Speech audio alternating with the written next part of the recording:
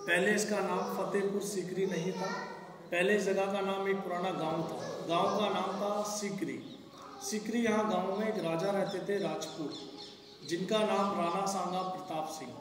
हिंदुस्तान में सबसे पहले मुगलों में मुगल यहाँ पर बाबर आए थे। बाबर जो थे वो अकबर के ग्रैंडफादर थे। बाबर और राणा सांगा के बीच में पहला एक युद्ध हुआ। दिल्ली के पास एक जगह है पानीपत 1526 में। दूसरा युद्ध 1527 में खानवे के मैदान में। खानवे का मैदान यहाँ से 14 किलोमीटर की दूरी पर बना हुआ है। किसके बीच में युद्ध हुआ? इब्राहिम लोदी और बाबर के बीच में।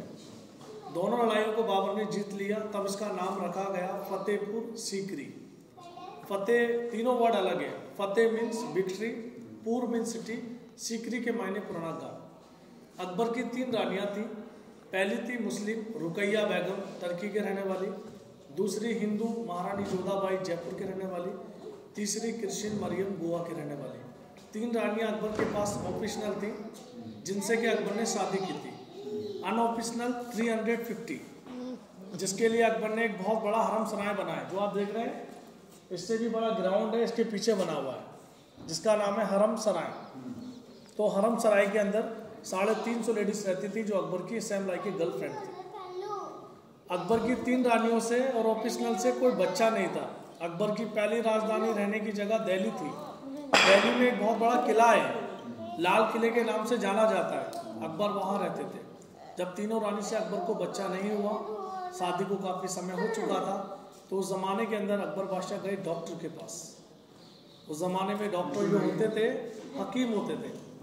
हकीम लोगों ने अकबर की वाइफ को अच्छे से अच्छी मेडिसिन बनाकर दी, और आप पूरी ताकत के साथ, मतलब पूरी जान लगा दी। जो जड़ी बूटियाँ नहीं इस्तेमाल करते थे, स्पेशली उनके लिए इस्तेमाल की गई, लेकिन उनको कोई भी रिस्पॉन्स नहीं मिला। परेशान हो गए। परेशानी की हालत में एक दिन दीवाने आम और दीवाने खास के अंदर मीटिंग की गई। दीवाने आम के अंदर अकबर बादशाह पर्सनल, जो उनके VIP गेस्ट होते थे, उनसे बतलाए कि मुझे क्या करना है, क्या नहीं करना चाहिए। दीवाने आम के अंदर सभी धर्म के लोगों को अकबर ने इकट्ठा किया। हिंदू, मुस्लिम, क्रिश्चियन, जैन, बुद्धिस्ट, सिख, ईसाई, जिसका धर्म जिस तरीके से फॉलो करता था, उसी तरीके से अकबर को समझाया गया।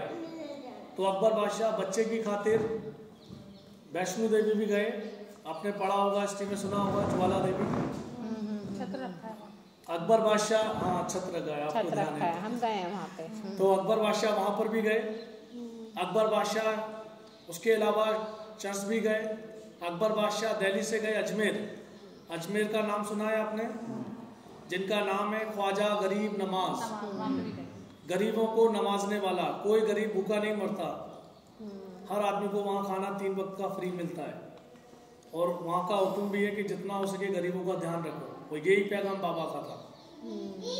उनका एक पूरा नाम था ख्वाजा मुइनुद्दीन चिश्ती। अकबर वहाँ रुके 2 दिन। 2 दिन के अंदर अकबर को सपना हुआ, फतेहपुर जाइए। फतेहपुर में एक बाबा रहते हैं, जिनका नाम है हजरत शेख सलीम चिश्ती, शॉर्ट नेम सलीम चिश्ती। अगर आप उनसे मिलेंगे तो आपको बेटा होगा। पूरी रात अकबर सो नहीं पाए, करबटे बदलते रहे। सुबह मॉर्निंग में ज्योतिष के पास गए। ज्योतिष को अपने सपने के बारे में जब बताया, ज्योतिष ने बोला आपका सपना सही है, सच होने वाला है, फतेहपुर की तैयारियां कीजिए। Those time no light system, no electric car, no flight system. Possible था अकबर घोड़े से, हाथी से, ऊँट गाड़ी से, बैलगाड़ी से आ सकते थे, लेकिन अकबर ने नियत की कि हम लोग ऐसे बाबा से मिलने पैदल जाएंगे, यहाँ से हमारी मन्नत पूरी होगी। 3 से 80 किलोमीटर की दूरी से अकबर बादशाह फतेहपुर सीकरी के अंदर चलकर आए, अजमेर से। अब आप सोच सकते हैं कि जब 3 से 80 किलोमीटर की दूर से जो चलकर आएगा, उसके क्या हालात होंगे। तो अकबर के हालात जो थे खराब हो चुके थे। जब सीकरी गांव के लोगों को मालूम पड़ा 10-15 किलोमीटर दूर से कि बादशाह अकबर हमारे शहर में आ रहे हैं, तो सीकरी गांव के लोग बहुत खुश हो गए, और उन्होंने उनका इंतज़ाम किया, काफ़ी धूमधाम से वेलकम किया। अकबर बादशाह वहाँ रुके। दूसरे दिन अकबर बादशाह ने उन लोगों से बोला कि मुझे बाबा सलीम चिश्ती से मिलना है, वो कहाँ रहते हैं। तो बाबा जो रहते थे अरावली पहाड़ी के ऊपर रहते थे। आपने हिस्ट्री में पढ़ा है अरावली। अरावली पहाड़ी के ऊपर बाबा का घर नहीं होता था, झोपड़ पट्टी डालकर रहते थे। झोपड़पट्टी पर बाबा ने अपना समय गुजारा। बाबा से अकबर बादशाह आकर मिले। दिन जो था वो फ्राइडे का था। फ्राइडे का दिन बहुत लकी होता है। बाबा से जब अकबर मिले, बाबा ने महारानी जोधाबाई को और अकबर को आशीर्वाद दिया। आशीर्वाद देने के बाद उनको बोला आप मायूस ना हो, आप फिर दोबारा सुबह आइए। जब वो सुबह दोबारा गए, बाबा ने उनके लिए दुआ की और थोड़ा ऊपर देखा। ऊपर देखकर उनको बोल दिया जाओ आपको बेटा होगा। तो अकबर ने अपने रहने के लिए यहाँ एक घर बनाया। घर का एक नाम रखा रंग महल। रंग के मायने आने वाली खुशियाँ और महल के मायने palace, happy palace. Hindu queen महारानी जोधाबाई से ठीक 9 महीने के बाद एक बेटा पैदा हुआ। अकबर बेटे को देखकर बहुत खुश हुए। सबसे पहले बेटे को बाबा सलीम चिश्ती के पास लेकर आए, क्योंकि बेटा बाबा सलीम चिश्ती की दुआ से पैदा हुआ था। तो अपनी दासी को अकबर ने उसके ऊपर से उसार कर, आज भी ऐसा होता है जब किसी के यहाँ मतलब अच्छा खासा खुशहाली आती है तो बच्चे के ऊपर से उसार कर गरीबों को दिया जाता है। तो अकबर ने वो दासी को दिया, जैसे कि जबरा तोरा कुछ भी इनाम। उसके बाद बच्चे को गोद में लिया, बाबा के पास लेकर आए। बच्चा बाबा की गोद में दिया। बाबा ने बच्चे को प्यार किया, अपने नाम पर नाम दिया शहजादा सलीम। उसके बाद अकबर का बेटा अकबर को दे दिया। फिर उसका नाम रखा शेखू बाबा। शेखू बाबा के मायने बाबा की दुआ, बाबा के आशीर्वाद से पैदा हुआ। जब बच्चे की उम्र 12 साल की हो गई, उसको राजगद्दी पर बैठाला गया। उसका टाइटल नाम रखा जहांगीर। जहांगीर के मायने तेरा नाम पूरी दुनिया में रहेगा, पूरे जहां का बादशाह। अकबर यहाँ 1569 में आए थे, 1569 में। तब यहाँ देखने के लिए कुछ नहीं था, सारा जंगल इलाका था और पहाड़ी इलाका था। पहाड़ी का नाम था अरावली। उसी के पीछे पुराना गांव था सिकरी, जो मैंने आपको दिखाया था। 1570 में जब अकबर को बेटा हो गया, अकबर बहुत खुश हो गए।